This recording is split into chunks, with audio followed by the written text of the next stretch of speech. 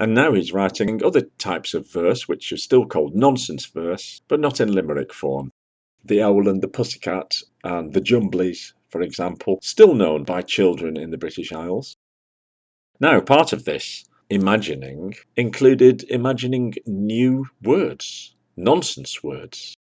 There is a runcible spoon, for example, in one of Lear's poems. Nobody really knows what runcible means. Make-believe nursery rhymes. Hickory dickory dock, the mouse ran up the clock. The clock struck one, the mouse ran down hickory dickory dock, which happens to be in a limerick form. Humpty Dumpty sat on a wall, Humpty Dumpty had a great fall. All the king's horses and all the king's men couldn't put Humpty together again. Humpty Dumpty may well have been a cannon, which was destroyed during the Civil War. But in the nursery rhyme, he's just a big egg with arms and legs and a face. So that's the world into which Alice was born. And a lot of these nursery rhymes crop up and are parodied in the Alice books. The author was a professor of mathematics and logic, and we can see in these books how the narrative, if a Zen monk were to describe it, breaks the back of logic. Let's have a look at the scene where Alice is not invited, but she sits down anyway, to a tea party, where the Mad Hatter is holding court. In a setup which is reminiscent of the Goons joke we've already seen, the Mad Hatter explains that his watch has stopped at tea time, therefore he has to have tea forever. And there he is, having his eternal tea with the March Hare and the Dormouse. And they will take tea until they finish their tea, and then they will leave the dirty cups and plates on the table as they shift round and begin the process again. A conceit which Spike Milligan took up in one of his sketches for Q. Anyway, Alice is wondering about that when the Mad Hatter says, have some more cake. To which Alice replies, well, I can't have more if I haven't had any. Nonsense, says the Hatter. It'd be difficult to have less than nothing, but more you can always have. Now, in this little trilogy, the Mad Hatter, the March Hare, and the Dormouse, we have two synonyms for madness and one for sleepiness. In English, you could say, as mad as a hatter. It's an expression.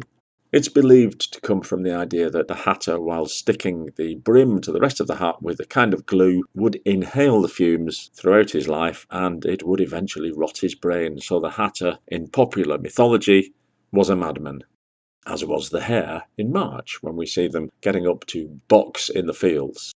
It does appear they've gone slightly mad. So Carroll takes two synonyms for madness and just gives them life. The Dormouse is there because he's just always asleep. This fondness for creating animals goes further than you might imagine. During the lean times in England, when you can't have real turtle soup, you would have something approaching it, made from other ingredients, and this was known as mock turtle soup. False turtle soup, mock turtle. The mock turtle becomes a real creature. He also informs us that he was taught by an old conger eel whose specialities were drawling, stretching, and fainting in coils.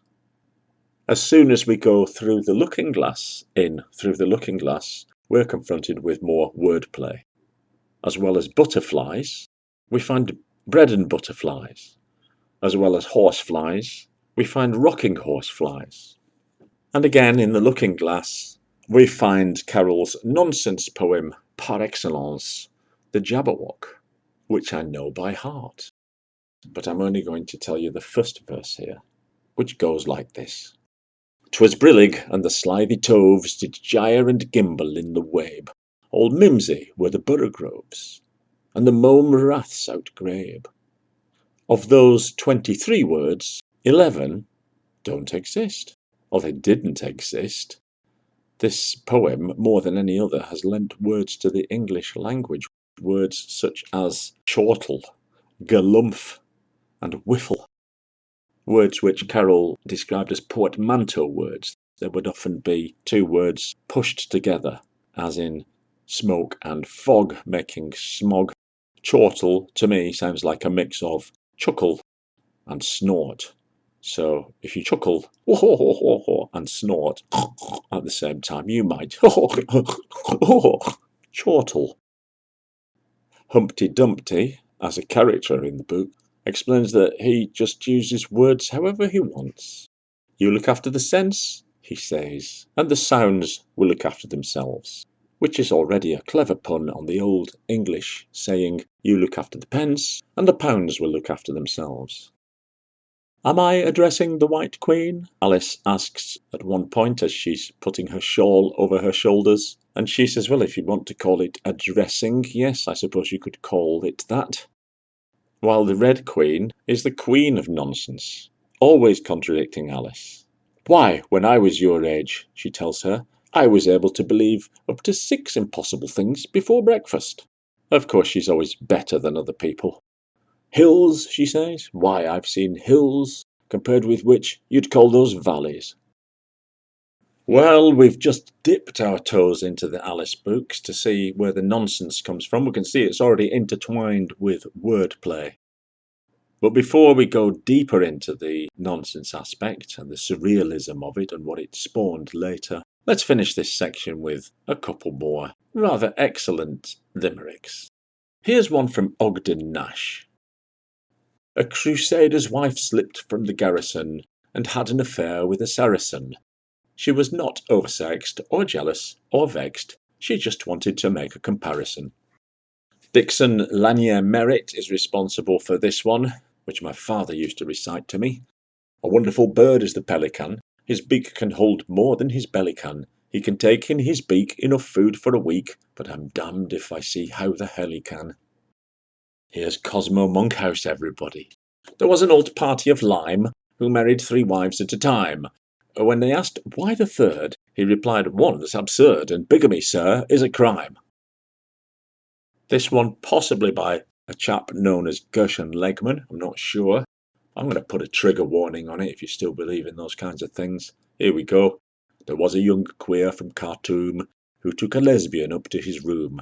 They argued all night over who had the right to do what, and with which, and to whom. And one final favourite of mine from linguist and excellent author Anthony Burgess, which manages to include a very clever pun, as you'll see. The girls who frequent picture palaces know nothing of psychoanalysis, but her Dr. Freud is not really annoyed. Let them cling to their long-standing fallacies.